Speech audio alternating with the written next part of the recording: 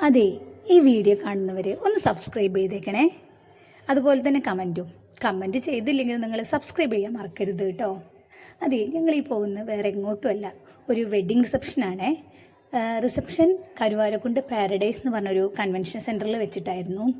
ആരുടെയെന്ന് ചോദിച്ചാൽ മേലാറ്റൂർ അറിയുന്നവർക്ക് അറിയുന്നുണ്ടാവും. മേലാറ്റൂർ സന്തോഷ് ബേക്സ് എന്ന് പറഞ്ഞൊരു ബേക്കറി ഉണ്ട്. അതായത് ഫേമസ് ആയൊരു ബേക്കറിയാണ്. നല്ല നല്ല ഒരുപാട് ബേക്കറീസ് ഉള്ള ഒരു ബേക്കറി. അവരുടെ ഓണറുടെ മകൻ്റെ വെഡ്ഡിങ് റിസപ്ഷനാണ് ഇത്. നമ്മൾ ചെല്ലുമ്പോൾ തന്നെ വെൽക്കം ഡ്രിങ്കിൻ്റെ അവിടെ സെറ്റ് ചെയ്തതാണേ.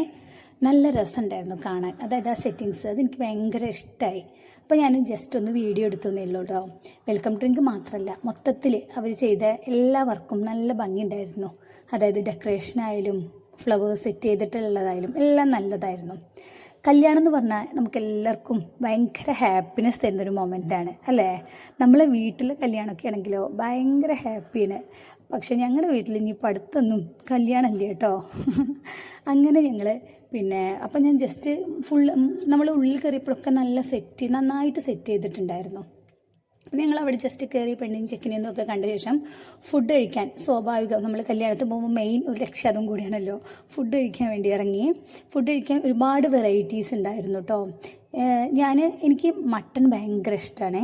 അപ്പോൾ ഞാൻ മട്ടൺ സ്റ്റ്യൂ ഉണ്ടായിരുന്നു. മട്ടൺ സ്റ്റ്യൂ മാത്രമല്ല, biryani, chicken tikka, chicken fry, അങ്ങനെ കുറേ വെറൈറ്റീസ് ഉണ്ടായിരുന്നു ചിക്കനിൽ. അതുപോലെ തന്നെ ബീഫ് ഉണ്ടായിരുന്നു കേട്ടോ. കാണാൻ നല്ല ഭംഗിയുണ്ടായിരുന്നു. ബീഫ് ഉലത്തിയത്, നാളികേര കൊത്തൊക്കെ ഇട്ട്. പക്ഷെ ഞാൻ കഴിക്കാത്തതുകൊണ്ട് ഞാൻ എടുത്തില്ല.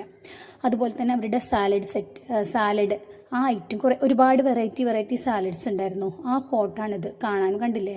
അതൊക്കെ സെറ്റ് ചെയ്തത് നല്ല രസമുണ്ടായിരുന്നു.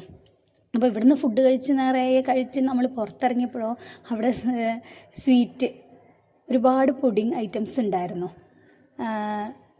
അതിലേക്ക് ഇഷ്ടപ്പെട്ട് ഐസ്ക്രീം വിത്ത് ഒരു ബിസ്ക്കറ്റ് കേക്ക് ഉണ്ടായിരുന്നു.